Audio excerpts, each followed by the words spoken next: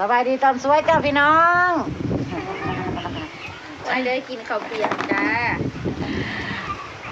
จาวันไปหาเพื่อนแวะมากินข้าวเปียกน้ำปลาบัวพี่น้องสบายดีมาเลยหิวข้าวพี่น้องวัดซิเวซาผมข้าวเปียกแก้มพุ่นอะไรนี่เบิ่งดูนี่ยังบอกว่า ร้านซาผมกับบ่เปิดร้านข้าวเปียกอันนี้ก็มาคุ้มให้เปิดเอา มีแต่พวกอันธุรกิจดีวะจะลูกค้ามาคุ้มให้เปิดปลาบัวก็อยู่สวนปุ๊บตื่นมาแล้วกันปลูกมะเขือเมื่อเช้าก็สิสวยนะปลูกมะเขือปลูกมะเล่นหลวงพ่อเราก็ปลูกมันลาวปลูกของใครของมันจะเป็นดูข้าวนาบาสิปลูกดอกใหม่กับห่านในปีนี้นะคะเด้หลวงพ่อเราก็ยังว่าโอ้ยเมื่อยได้ท้อแท้ได้ปลูกยังกับมันบ่งามมันเด้เราก็ท้อแท้สิไปท้อแท้ยังเอาเฮ็ดไปโลดมันก็ดีกว่าอันตื่นมาแล้วนั่งกลมป้มอยู่ถ้าลองอันเอาสื่อคุยอันเดี๋ยวมีเสร็จมาบอกมันทำยังไงมันบัวนะจะแก้มันดูมันบ่ทันได้งานปานใดเขาอีเมลจะเกี่ยวกับเป็นย่างหน่อยๆก็ได้หัวคืนเป็นนี่แน่นอนเนาะอันนี้มันดีแล้วลองถามเราคุยตัวใดบอกป้านะคะสิไปซื้อเจ้าคนคุยเกี่ยวอยู่โอ้คือก่อนน้ำมักเรากับไส้เลี้ยงพรน่ะน้ำอันยังที่เราเฮ็ดเองที่เราเอื้อเทียมมาอ่างยาน่ะเราต้องเอื้อไม่ใช่ว่าคือได้พ้นแท้ยังวะเราพ้นไส้เองเพราะว่าสบายดีอีกรอบเด้อพี่น้องเด้อมาเด้อจ้ากินข้าวเปียกก่อนโพดดอกขึ้นวันนี้ลมหนาวมูซื้อกว่าลมนั่นเนาะมันลมแบบจะก้อนนะช่วงแรกๆของลมหนาวเย็นไปจะทำให้ลมมันเย็นลมเย็นแต่ว่าเย็นจ่อยๆค่ะรถคือประมาณเท่านั้นในตู้เย็นตู้แช่เนาะอันลงไปก็ไม่เกียมนะครับรถหัวเศร้าลงไปแห้งแห้งก็ไปตอนเช้าแห้งก็ลงไปใกล้น้ำคลองนะแห้งเย็นไม่น้ำนะไปทางเก็บพักเขามาพักทำงานชวนเท้าเลยว่าแฮปปี้นะครับไปชอบเมืองไทยคลิปเราบอกให้เก็บเรานาสีตามคลิปนี้เราก็เก็บให้ที่บ้านผมนี่เขาเจ้าสิปลูกแน่ๆมาเดินแถวแบบเขาเจ้าสิเขี้ยค่ะอังชลาเนี่ยเด้ก็บ่แม่นบ่สิเทนั่นบ่ว่าเฮ็ดกันเปื้อนนะบ่ก็บ่ให้กระจมอยู่แต่เช้าปุ๊บอันเอางบมาทมทางแต่ละปีนะเอามาเฮ็ดทางคอนกรีตเท่าละหน่อยจำงบทมทางมันบ่ดีเนาะบ้านเฮาให้เฮ็ดปี2 เทื่อ3 เทื่อจามมันรีบในบ้านนี่นะบ่แม่นว่าสิเอาชุดดอกเอาแค่แต่ละหมู่บ้านเพราะว่าฝุ่นมันไงก็เป็นปอดตายกันจังได๋โอ้โหพี่น้องขอจมเนี่ยมันจะยังจำอยู่ได้จะไปเบิ่งหาแจ้งจ่อคงมาขึ้นมาลาผัดแห้งกันนะบ่มันโหลดเที่ยวหลายรถเที่ยวหลายได้สิทางผ่านเนาะทางผ่านต้องนาพงกับผ่านนะบ่แม่นบ่รถแกดินผัดแล่นนี่เบิ่งแกงเห็นยังเด้ผ่านป้านี่ก็มานี่ป้าของเกษตรได้นี่เด้ๆเป็นห้อยมือเนี่ยสิว่าได้จ้ะพี่น้อง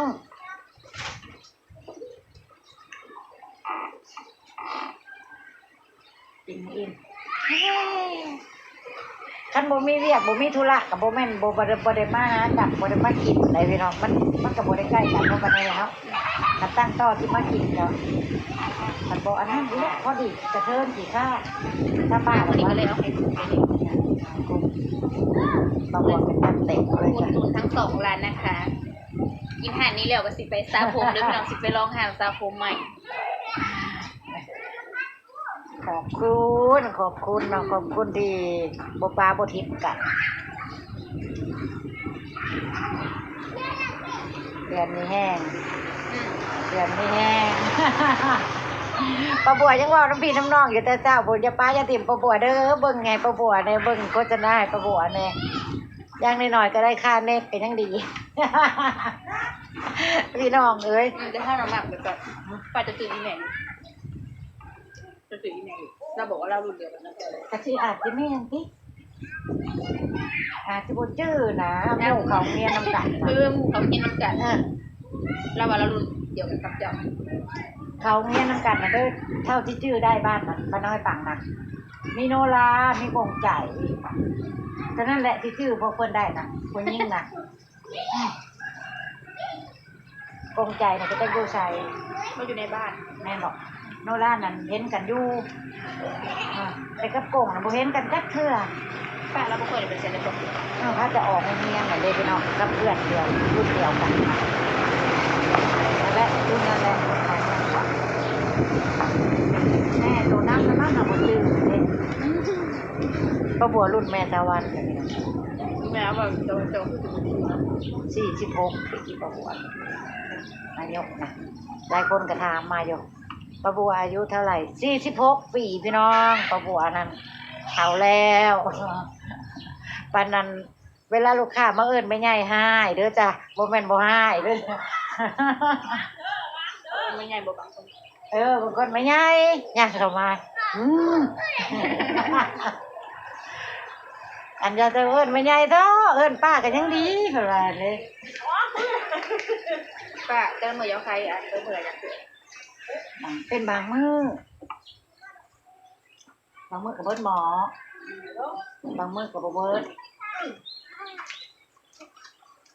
มีมื้ออื่นนี่เตรียมพร้อมใส่ อันนี้ เปิดสนามมวยไก่ทุงพรมื้อ ทางก็เปิดครั้งแรกว่า 2 อาทิตย์3 อาทิตย์นี่เลย เราวางถูกวันมันอย่าง ตายอ้อมยังคือพากันมาเล่นอู้ยเมฆเพิ่นบ่ได้เฮ็ด สิเฮ็ดหยังในหั่นน่ะสิทมเดินบ่ ปลาซอนเพิ่นจะอันนั้นคู่ของน้าอันนั้นของน้า เฉพาะแม่นแหละ มันน่ะเด้มันคอมันน่ะนะโพด ตามรถเข้ามาก็จัดไปตัวแล้วเนาะ ไปมาอะไรเพิ่นสิไปให้พี่แกอะไรมาแกอยู่นั้น ใช่บิ๊กแกหั่นบิ๊กก็บ่แกให้น้องยืนให้ก็ได้สิก็ได้บิ๊กก็บ่ค่อยเว้าน้ำเด็กน้อยคือบ่อยได้ ตำรวจเพิ่นไปเฮ็ดงานอย่าง อาหารตามสั่งน้องบ่อยนะเฮ็ดอาหารร้านอาหารตามสั่งนำแม่น้องฟ้าอะไรไปเนาะ เราเปิดหาดเองบอกก็ได้เงินหมดแบบก็ดีที่กันนะไปอยู่น้ำเพียงหมด ป้าบัวห่วงบ่ได้ห่วงหยังดอกพี่น้องไปอยู่น้ำพี่น้ำน้องก็จริงแต่ป้าบัวห่วง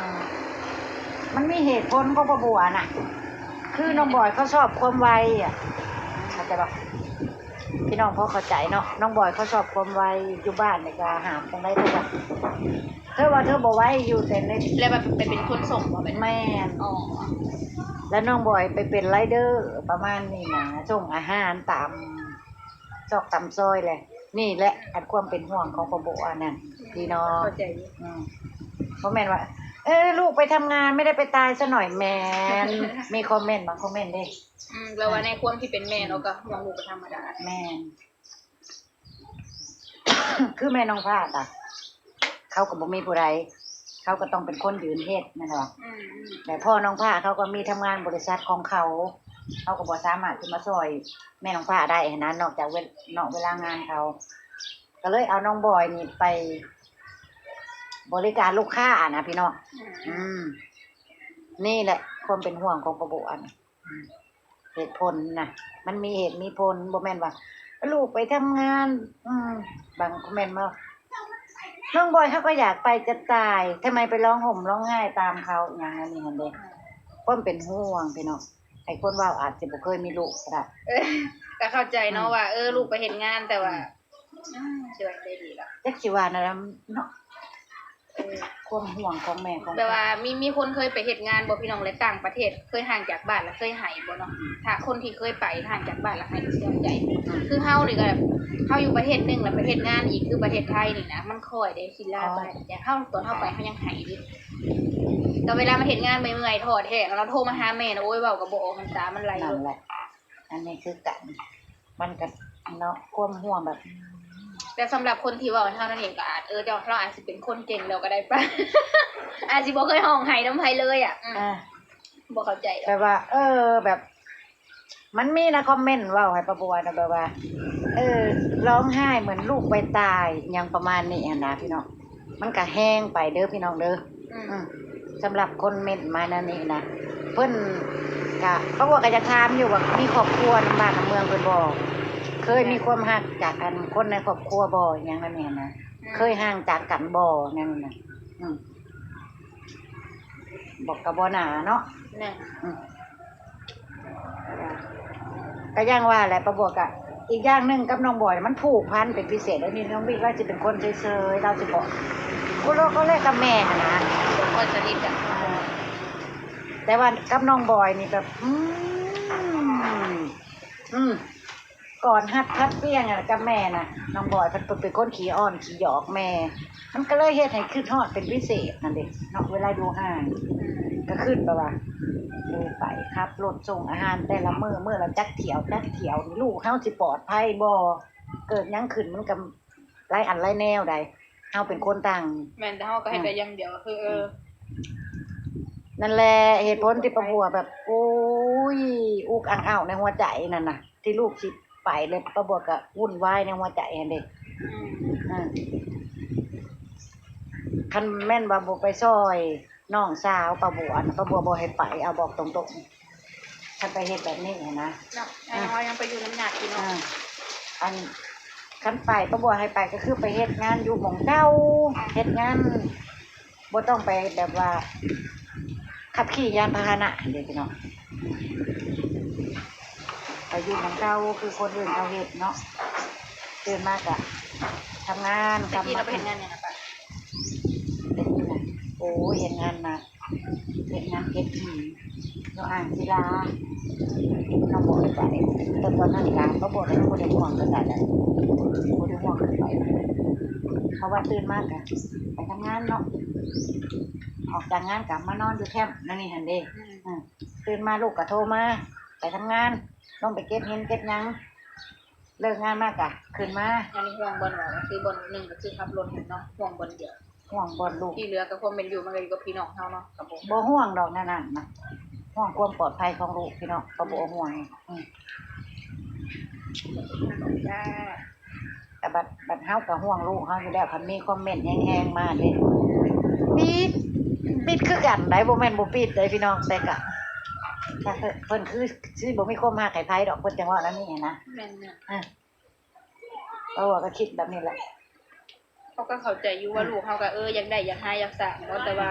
บ่แม่นเราบ่ให้ไปก็คือหนึ่งแค่ก็ความเป็นห่วงและความรักจากแม่เป็นห่วงสำคัญก็บ่ได้กินกันเนาะค่ะ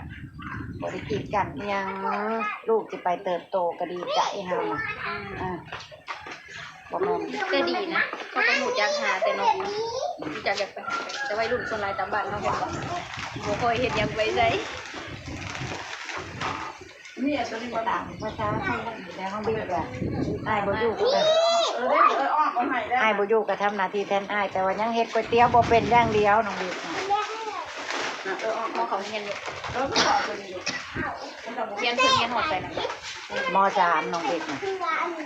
อ้ายออกแล้วก็ออกน้ำอ้าย แต่ตรงเรียนแบบกัน ตอนไปโรงเรียนไปน้ำอ้ายได้อ้ายมาปะบัดเพราะว่าอ้ายออกแล้วก็บ่มีความสามารถไปเองได้แล้วบัดนี้